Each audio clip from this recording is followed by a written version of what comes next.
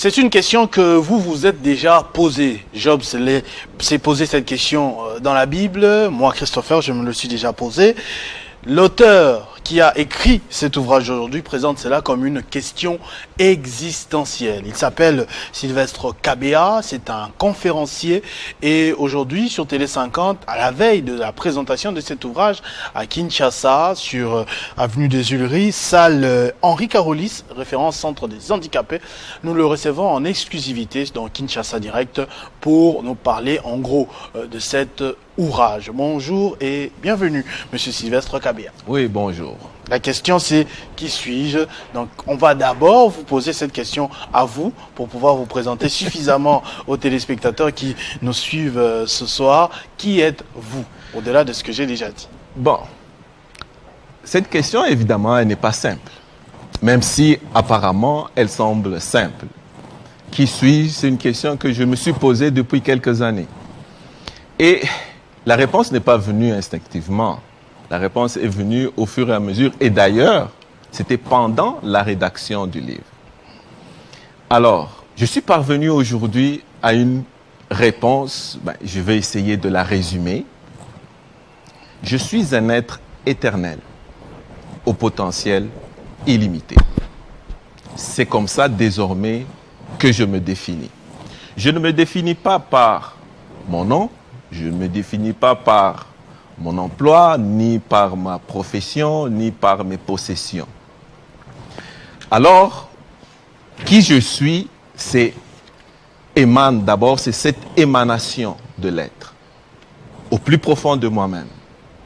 Et cela me permet effectivement de parvenir à accéder à tout ce potentiel qui sommeille au-dedans de moi. Parce que quand on ne se connaissait pas, quand on ne se connaît pas, et d'ailleurs, je vais maintenant aborder la question de la connaissance. La connaissance... Votre spécialité. Vous êtes spécialiste en connaissance de soi et développement personnel. Ça, bon, c'est une petite parenthèse. Oui, c'est ça. Mais la connaissance, au fait, elle est essentielle. Est-ce que, j'ai une question à vous poser, est-ce que quand vous êtes né, vous saviez marcher? Quand vous êtes né, est-ce que vous saviez écrire et lire? Non. Non. Vous avez commencé à marcher parce que des adultes autour de vous marchaient, ils vous ont appris à marcher. Plus tard, quand vous avez été capable de vous exprimer, on vous envoie à l'école. Et à l'école, pourquoi on envoie nos enfants à l'école? Pour apprendre à lire, à écrire et plein d'autres choses. Pourquoi? Parce que la connaissance nous donne le pouvoir. Par contre, l'ignorance nous maintient complètement dans l'impuissance. Connaissance, pouvoir, ignorance, impuissance. Alors, il faut sortir de l'ignorance. Et d'ailleurs, même si lorsque vous parcourrez le livre... J'ai vu deux chapitres. J'ai vu deux chapitres, Identité et Dieu. Oui. Deux grands chapitres. Ce sont deux parties. Oui, ce sont deux grandes parties. Parce que quand vous commencez à parvenir à accéder à la connaissance, vous commencez finalement à découvrir le monde. Vous commencez finalement à vous épanouir. Parce que quelqu'un qui ne connaît pas, d'ailleurs j'ai donné cet exemple tantôt, si j'ai une bouteille d'eau juste à côté de moi, mais que j'ai soif, mais que je ne sais pas que j'ai une bouteille d'eau à côté de moi, qu'est-ce que je ferai? J'irai la chercher ailleurs. Si je ne la trouve pas, et que vraiment la soif, et que je n'arrive pas à étancher ma soif, je pourrais en mourir. Mais quand je sais que j'ai une bouteille d'eau à côté de moi, qu'est-ce que je fais? Je vais me servir et je vais étancher ma soif. Donc, juste le fait de savoir, ça nous donne le pouvoir d'agir. Mais quand on ne sait pas, on n'a pas les moyens d'agir. D'où l'importance de sortir de l'ignorance et de chercher le savoir. C'est très bien. On a vu prendre conscience de son identité réelle pour créer la vie tant rêvée. Ouais. Donc, ça rejoint même l'introduction aussi de tout à l'heure. C'est-à-dire quand vous posez, même avant de répondre, dès que vous posez cette question, vous accédez à une autre dimension. Tout à fait, parce que je ne sais pas combien de gens se sont posé cette question. Parce que autour de moi, j'ai interrogé quand même les gens que je pouvais. Et je peux vous dire que 99% des personnes n'ont pas été capables de me donner une réponse convaincante et convaincue. Je suis un tel. Il y en a qui me donnaient juste leur nom. Il y en a qui, la question, c'est comme si ça les prenait un peu au dépourvu.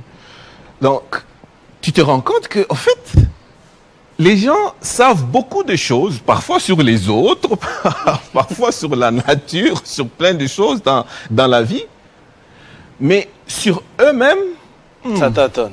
ça t'attend. Alors tu vois, les gens qui te regardent, te disent, mais c'est quoi cette question? Qui suis-je?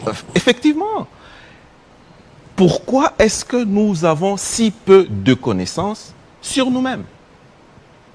Vous, j'ai vu à l'introduction de l'ouvrage, c'est grâce à votre mère, Madame Germaine Momo, qui vous a initié dans la spiritualité, qui vous a poussé déjà très jeune à vous poser ce genre de questions. Oui, bon, pas ce genre de questions, ben, c'était la spiritualité, oui, bon, à l'époque on était chrétiens, bon, c'est parti dans ce sens-là, mais au fur et à mesure, ça s'est développé. Et moi, évidemment, comme je suis, je ne veux pas dire un chercheur dans l'âme, mais oui, je pousse toujours les choses un peu plus loin. C'est comme ça que j'ai finalement abouti à la rédaction de ce livre qui donne quand même des pistes pour aider les gens à retourner à l'essentiel, c'est-à-dire ce qu'ils sont. Question d'actualité, souvent, pour notre cas, la République démocratique du Congo, on dit que le plus grand problème que nous avons, c'est le problème de l'homme. Oui. Dans quelle mesure cet ouvrage, cette réflexion pourrait aider le Congolais à se sortir de plusieurs problèmes traversés? Évidemment, la chose qu'on oublie, c'est que tout commence par soi. Tout part par soi. Si je ne suis pas capable d'avoir confiance en moi-même, si je ne suis pas capable de m'aimer moi-même, impossible que je puisse aimer mon prochain. Si je n'ai pas confiance en moi-même, impossible d'avoir confiance en quelqu'un d'autre. Alors, tout doit commencer par soi. Pourquoi est-ce que notre pays en est arrivé là? Et figurez-vous que ce n'est qu'une répétition de l'histoire. En plus, l'histoire se répète. Cela signifie qu'on n'a pas tiré de leçons du passé. Vous comprenez? Alors, ça signifie quoi? Ça signifie que nous ne prenons pas le temps de nous asseoir et de poser les bonnes questions, de réfléchir sur nos responsabilités. Parce que là, il faut qu'on se le dise. C'est bien beau, oui, on est agressé par tel pays, par tel pays. Est-ce que vous avez vu un pays qui se respecte se faire agresser de la sorte? Vous avez vu le cas avec Israël? Quand le Hamas a fait ce qu'il avait à faire, je ne sais pas, ça fait quoi, 2 ou 3 ans, Israël n'a pas attendu l'approbation de qui que ce soit. Même pas plus tard qu'hier, on a vu des citoyens américains qui sont venus à Kinshasa pour une tentative de coup d'État, condamnés à mort, puis graciés par le président de la République, rentrer aux États-Unis. Ça a surpris beaucoup de personnes qui ont applaudi le sens du patriotisme des Américains. On dit donc un Américain, où qu'il soit au monde, on ne joue pas avec lui. C'est ça. En fait, ça, c'est des messages qu'on nous envoie. C'est-à-dire, quand tu te respectes, tu peux pas. Le respect ne se demande pas. Le respect ne se mendie pas. Tu l'imposes. Tu l'imposes comment? En commençant par te respecter toi-même. Tu te respectes pas et tu veux que les autres te respectent. Ça ne marchera pas. Alors, donc, vous voyez qu'il y a un problème. C'est-à-dire, on est dans cette situation conflit de l'Est qui dure depuis combien? 30 ans, plus de 30 ans. Voilà. On ne fait que compter les années. Exact. Pourquoi est-ce que ce n'est pas résolu? Pourquoi? Parce que le Congolais ne veut pas s'arrêter et se poser les bonnes questions. Quelle est ma responsabilité dans cette situation? posons-nous la question toute simple. OK, qui est à la tête de ces mouvements rebelles? Est-ce que ce sont des étrangers? Hein? On a des Congolais qui font partie de ces mouvements. Bon. Alors, ça signifie que quelque part, nous avons nous-mêmes une responsabilité une responsabilité dans ce qui se passe. C'est vrai, oui, ceux qui nous agressent ont la responsabilité aussi. Mais nous devons aussi reconnaître notre part de responsabilité. C'est seulement en ce moment-là que nous pourrons trouver des solutions efficaces et durables. Il ne peut pas y avoir de solution. Oui, non, parce que les États-Unis veulent, je ne sais pas, sont intéressés aux minerais. On pense que oui, ça va amener la paix. Ouais, peut-être que oui, peut-être que non. Ou même si ça l'amène, peut-être que ça va être éphémère. Pourquoi? Parce que le problème de fond n'aura pas été réglé. Le problème de fond ne peut être réglé que si les Congolais eux-mêmes prenaient conscience de leurs responsabilités. Qu'est-ce que nous pouvons faire? Et cette responsabilité n'appartient pas qu'au gouvernement. Ça appartient à chacun des citoyens, à chacun des citoyens congolais. C'est à nous, c'est à vous, à moi, à nous tous. Et c'est pourquoi moi je me suis dit, je ne peux pas voir tout ce qui se passe, même si c'est vrai, oui, je vis au Canada, mais c'est mon pays d'origine. Qu'est-ce que je peux apporter? Ma contribution, qu'est-ce qu'elle peut être? Dites que votre plus grande réalisation, c'est le travail spirituel que vous avez d'abord accompli sur vous-même. Sur moi-même. Et maintenant, vous voulez aider aussi tous les autres à atteindre cette dimension pour... C'est-à-dire aider les gens à se connaître, à avoir confiance en eux. Parce que quelqu'un qui a confiance en lui-même, quelqu'un qui a de l'estime de lui-même, il n'adoptera pas certains comportements. Quelqu'un qui se respecte, vous verrez que, il y a des choses des actions auxquelles il ne se livrera plus. Et il sera capable, non seulement de s'aimer lui-même, et d'aimer aussi son prochain.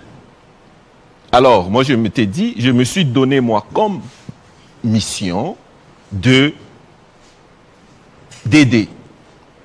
tous ceux qui ont besoin vraiment de parvenir à accéder à leur potentiel et à se connaître et enfin, en fin de compte, au fait, c'est ça même le but, s'épanouir. C'est ça, je pense qu'il faut quand même, à un moment donné, réussir à vivre pleinement sa vie. La plus grande richesse étant l'homme. Demain, vous serez à Willery? Non, c'est pas demain, c'est samedi. C'est samedi. C'est samedi. Nous sommes jeudi, effectivement. Aujourd'hui, on est jeudi, samedi, le 12 avril à 14h. Week-end, à 14h, vous serez... Au centre des handicapés sur Willery, en face de INRB. Alors, ce sera juste le vernissage ou bien une conférence où vous allez détailler les livres et tous ces grands points qu'on a vus? Exactement. Ça va être... c'est vrai qu'il y aura la présentation du livre, mais sinon, je vais en profiter pour faire une conférence où je rentrerai encore un peu plus en profondeur. Ah, ça c'est très bien. C'est pas votre seul ouvrage, hein? Non, c'est le premier. C'est le tout premier. Oui, okay, le donc tout la premier, bibliographie derrière, c'est ce qui a inspiré tous les écrits que vous avez notés. Alors, à qui donnez-vous rendez-vous? Parce que j'ai vu, c'est gratuit, j'ai vu votre message vidéo qui est quand même passé sur les réseaux sociaux. Vous faites appel à qui? Si vous pouvez réitérer cet appel à cette occasion. Je fais appel vraiment à tout Congolais, à tout citoyen, pas seulement Congolais, mais à tout citoyen qui aura la possibilité de passer, de venir à la conférence pour essayer d'en apprendre davantage sur lui-même. Parce que il y a beaucoup de choses qui doivent être dites et sur le plateau comme ça, on ne peut pas aborder la question en long et en large, mais au moins pendant une conférence, on aura l'occasion d'échanger et puis de poser aussi des questions. Mais ça va être vraiment une belle occasion, une belle opportunité pour aller un peu plus en profondeur. Mais aussi se procurer l'ouvrage qui s'affiche d'ailleurs à l'écran là, devant nous, la question essentielle, qui suis-je? Ce sera demain, samedi. Qu'est-ce que j'ai avec demain, disons. Samedi 12 avril, dans la salle Henri Carolis, au centre des handicapés sur Willery, juste en face de l'INRB, ici à Kinshasa. Vous allez rencontrer l'auteur et le conférencier Sylvestre Kabea lui-même. Oui. Sinon, s'il y a d'autres canaux officiels pour vous rencontrer, un site internet, un numéro de téléphone. Bon, il y a déjà mon compte Facebook. J'ai un compte Facebook, un compte YouTube, TikTok aussi. Ah, vous expliquez quoi là-bas dedans? Non, je fais des vidéos et puis je fais sur le développement personnel, j'essaye d'en faire un peu de plus en plus. Et puis pour permettre aussi aux gens d'apprendre encore davantage à s'émanciper, à se découvrir, à s'explorer, parce que oui, c'est bien beau, on a toujours cette prétention de vouloir d'aller explorer d'autres territoires à l'extérieur, mais le territoire intérieur est souvent resté inexploré. Alors que c'est là, c'est pourquoi c'est plus important. C'est là, c'est ça que j'ai dit même dans ma petite présentation. La richesse d'un pays ne réside pas dans son sous-sol. La véritable richesse d'un pays réside dans l'âme de ses habitants. Exactement. Parce que on voit des pays comme la Suisse n'ont rien dans leur sous-sol. Le Japon n'ont rien dans leur sous-sol. La Belgique qui nous a colonisés. Voilà. Donc, c'est pour vous dire que oui, c'est bien beau. Parfois même, on entend à partir du Canada, oui, le Congo, pays riche, non, potentiel énorme. Où il est ce potentiel?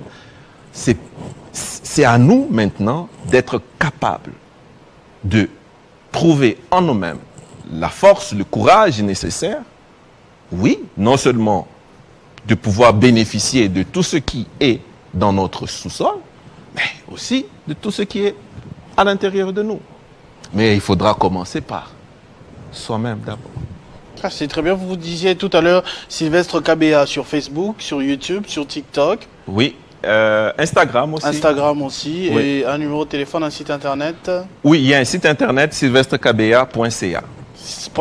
Au Canada. Ça, c'est très bien. Donc, en attendant le rendez-vous de ce samedi 12 avril, comme je l'ai dit et répété, pour découvrir davantage si cette introduction sur ce plateau de Kinshasa Direct a retenu votre attention.